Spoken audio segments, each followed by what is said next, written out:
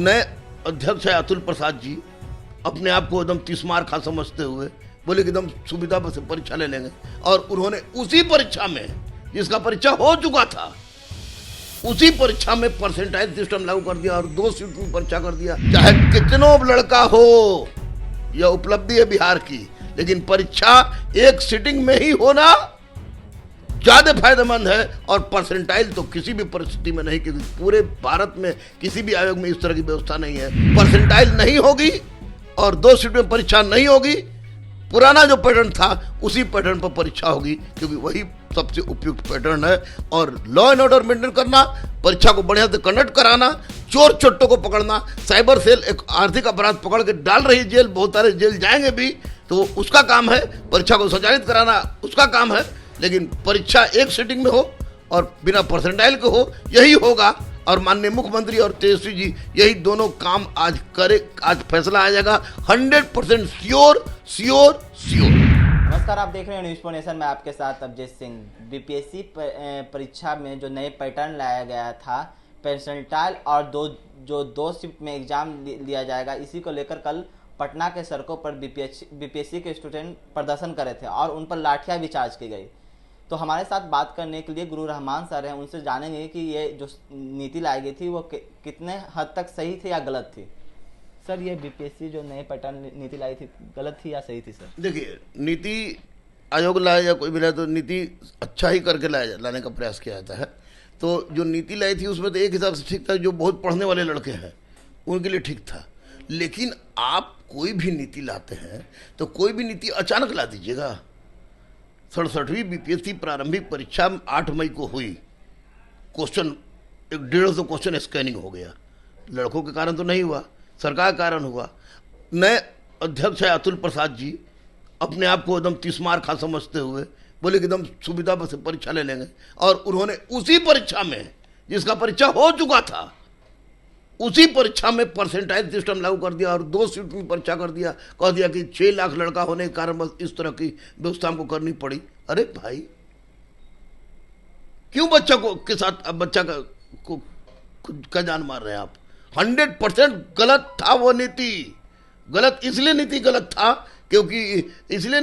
था कि आप एक ही परीक्षा में 2 प्रकार की व्यवस्था कर रहे हैं, जो कि गलत था।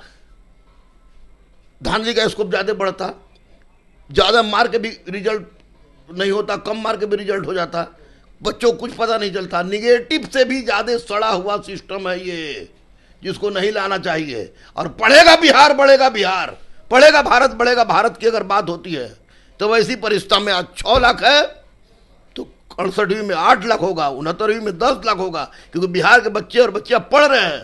तो वैसी परिस्थिति में जब 25 लाख बच्चे हो जाएंगे तो कहिए कि कुछ जाके ओएमआर सीट घर ले जाओ, घर से रंग के ला के देना है। चाहे कितनों लड़का हो, यह उपलब्धि है बिहार की, लेकिन परीक्षा एक सीटिंग में ही होना ज्यादा फायदेमंद है। और परसेंटाइल तो किसी भी परिस्थिति में नहीं, क्योंकि पूरे भारत में किसी भी आयोग में इस तरह की व्यवस्था नहीं है जो बिहार में होता है। इसलिए 100% गलत था। और बच्चे जो गए आपको आंदोलन किए, तो बच्चे आंदोलन इसलिए आंदोलन किए क्योंकि बच्चे यहाँ पर सिपाही, दरोगा, सचिवालय सहायक और बीपीएससी, रेलवे, भाई बच्चों का मूल आधार होता है। बीपीएससी सब लड़के बीपीएससी यूपीएससी देते ही हैं। तो वैसी परिस्थिति में बच्चे स्वतः उठ के चल गए, क्योंकि उनके हित के साथ के विरुद्ध बात हो रही थी। तो ऐसी परिस्थिति में अगर भीड़ ज़्यादा हो जाती है तो थोड़ी बहुत लाठी चार्ज होता है, उससे हमको कोई मतलब नहीं है, क्योंकि लॉ एंड ऑर्डर मेंटेन करना भी सरकार बहुत बड़ा हाथ होता है। रेलवे जल गया, लाठी से मार के चटका देते तो कबर, या जितने गुंडे तो सब भाग जाते। तो वैसी परिस्थिति में लाठी चार्ज का तो मैं खंडन करता हूँ कि नहीं मारना चाहिए स्टूडेंट को। अगर अहिंसात्मक है तो मार के छोटे छोड़ा दीजिए, लेकिन अहिंसात्मक आंदोलन में लाठीचार्ज नहीं होनी चाहिए। दूसरी सबसे बड़ी बात है कि आप आए हैं, बच्चों के बाद बार बार बोले 10 लाख देंगे, आपने तरह से बोल दिया कि 20 लाख देंगे, और वैसी परिस्थिति में आप नया रिसर्च कर दिए, जो कि बिल्कुल ही बेबुनियाद है। माननीय मुख्यमंत्री नीतीश कुमार जी, माननीय उप मुख्यमंत्री तेजस्वी जी से मेरा अनुरोध था, अनुरोध है, अनुरोध रहेगा कि एक ही सीटिंग में परीक्षा हो, जो कि आप कराएंगे, मुझे आप लोगों को पूरा विश्वास है। और परसेंटाइल सिस्टम किसी भी हालत में समाप्त हो, और अगर छात्रों के साथ किसी भी तरह से अहितकारी कार्य होता है तो रोड पर भले मैं ना जाऊं, क्योंकि देखवे कि अग्निवीर में क्या क्या हुआ मेरे साथ। उसके बावजूद अगर आमरण अनशन की बात होगी अहिंसात्मक, तो मैं बच्चों के साथ था, हूं और रहूंगा। आज मुख्यमंत्री ने इसके संज्ञान भी लिए, इसकी बैठक भी चल रही है, तो लगता है कि ये पुरानी जो बीपीएससी पुरानी पैटर्न में एग्जाम लेगी, लग रहा है ऐसा फैसला आ सकता है। 2000% आप अपने चैनल से जितना जल्दी हो सके बोल दीजिए कि परीक्षा पुराने पैटर्न पर होगी और एक ही पाली में होगी, परसेंटाइल नहीं होगी और 2 शिफ्ट में परीक्षा नहीं होगी। पुराना जो पैटर्न था उसी पैटर्न पर परीक्षा होगी, क्योंकि वही परसेंटाइल नहीं होगी और 2 शिफ्ट में परीक्षा नहीं होगी। पुराना जो पैटर्न था उसी पैटर्न पर परीक्षा होगी, क्योंकि वही सबसे उपयुक्त पैटर्न है।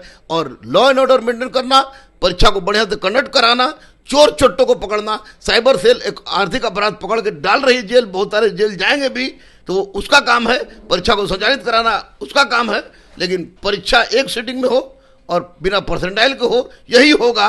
और माननीय मुख्यमंत्री और तेजस्वी जी यही दोनों काम आज करे, आज फैसला आ जाएगा 100% श्योर श्योर श्योर। चलिए, ये थे हमारे सतगुरु रहमान सर जी। इन्होंने साफ तौर पर बताया है कि जो नई बीपीएससी शिक्षा नीति लाई गई है वो पूरी तरह से सही नहीं है, और जो पुरानी पैटर्न है उसी पैटर्न में एग्जाम दिया जाए। ऐसे तमाम खबरों के लिए बने रहें न्यूज़ पॉइंट के साथ। नमस्कार।